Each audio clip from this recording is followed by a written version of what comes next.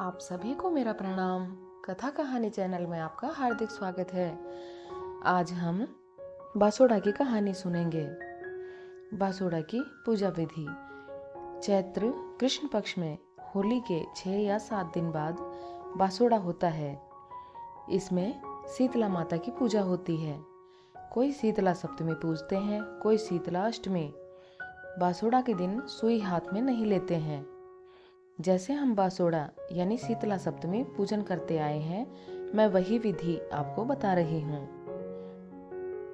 यह अलग अलग जगह अलग अलग तरीके से पूजा जाता है। इसमें पूजा के एक दिन पहले रसोई बनाई जाती है। गुलगुले, राबड़ी, मांड मारे चावल यानी चावल पसाए नहीं जाते, पानी नहीं निकाला जाता है, नमक नहीं डालते हैं। ये तीनों चीजें रात में नहीं खाते, माता के नाम से साफ सुथरी जगह पर रख देते हैं। और पूड़ी पकौड़ी रात में खा सकते हैं। मिट्टी की सराही 11 या 13 की संख्या में लेते हैं। रात में मूंग बाजरा भिगोते हैं। सुबह उठकर हाथ मुंह धोकर तैयार होकर पीला चुंदड़ी ओढ़े। कोई कोई नहाकर भी जाते हैं। शीतला माता की थाली तैयार करें। 11 सराई में चावल, एक एक गुलगुला, राबड़ी डालें। शुद्ध दही की एक एक चम्मच डालें। हल्दी का टीका सभी सराही में लगाएं। थोड़ा गेहूं का आटा गूंथें, उससे जैसे मुठिया बनाते हैं वैसे बनाएं। कच्चे आटे के हाथ में दबाकर मुट्ठी जैसे बना लेते हैं। आटा उतना ही गूंथें जिससे 4 मुट्ठी बन जाए। हमारे यहाँ इन्हें कुकरा बांगरा बोलते हैं। काजल से चारों पर टीका लगाएं। इनके साथ कुछ रुपए पैसे रखें, 2 या 5 रुपए। मूंग बाजरा कटोरी में डाल लें। एक कटोरी में हल्दी लेकर जाएं। 1 लोटा पानी, थोड़ा गुलाल लेकर जाएं। मिट्टी की सराही में सामान डालते हैं, उसे कंडवारी बोलते हैं। हम हमेशा 11 कंडवारी ले जाते हैं। लड़का हो या लड़के का विवाह हो तो कंडवारा भरा जाता है। उसमें 11 की जगह डबल कर देते हैं। घर से जाएं तो 2 जगह कंडवारी घर में रख कर जाते हैं, एक कुलदेवी की, एक घर के देवताओं की। मंदिर जाकर पहले शीतला माता पर पानी चढ़ाते हैं। फिर वहां हल्दी से एक स्वास्तिक और एक छाबड़ी बनाते हैं। कंडवारी चढ़ाते हैं, पैसे चढ़ाते हैं, फिर एक दूसरे से कंडवारी बदलते हैं। बासोड़ा की कहानी सुनते हैं।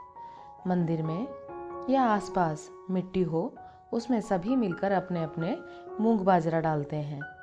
पानी डालकर एक एक लड्डू बना लेते हैं। मंदिर जाते समय शीतला माता के गीत गाते हैं। वापस आते समय बधावे गाए जाते हैं। कुकरा बांगरा रास्ते में चौराहा जहां होली जलाई जाती है वहां डालते हैं। पास में नहीं है तो मंदिर में ही चढ़ा सकते हैं। वहां पूजा के बाद गुलाल खेला जाता है। घर आने पर घर में अंदर जाने से पहले घर के दोनों तरफ दीवार पर पानी डालते हैं।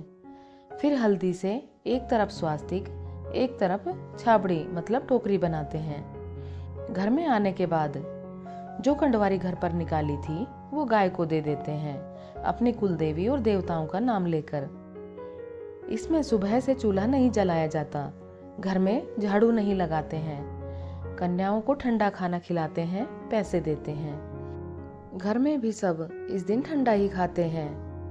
वैसे भी मौसम बदलता है तो ठंडा खाने की शुरुआत हो जाती है। बाजरा और मूंग का लड्डू घर में लाकर गमले में रख दें। अब बासोड़ा की कहानी सुनेंगे। बासोड़ा की कहानी या शीतला सप्तमी की कहानी। एक बुढ़िया माई थी, वो बासोड़ा को ठंडी रोटी खाती और शीतला माता की पूजा करती थी। गांव में और कोई भी शीतला पूजा नहीं करते थे। एक दिन पूरे गांव में आग लग गई। पूरा गांव जल गया, पर बुढ़िया माई की झोपड़ी नहीं जली। गांव वाले आकर पूछने लगे कि ये कैसे हो गया, आपकी झोपड़ी नहीं जली। बुढ़िया माई बोली कि मैं बासोड़ा को ठंडी रोटी खाती हूँ और शीतला माता की पूजा करती हूँ, इस वजह से मेरी झोपड़ी बच गई। आप सबने यह नहीं किया, इसलिए आपके घर जल गए। अब पूरे गांव में कहलवाया कि बासोड़ा पर और बूढ़ा बासोड़ा पर सब ठंडी रोटी खाएं। और शीतला माता की पूजा करें। उस दिन से सब गांव वाले शीतला माता की पूजा करने लगे। बूढ़ा बासुड़ा बैसाख महीने में आता है। हे शीतला माता, जैसे बुढ़िया माई की रक्षा करी वैसे ही हम सब की रक्षा करना, हमारे बाल बच्चों की रक्षा करना। इसके बाद विनायक जी की कहानी सुननी चाहिए।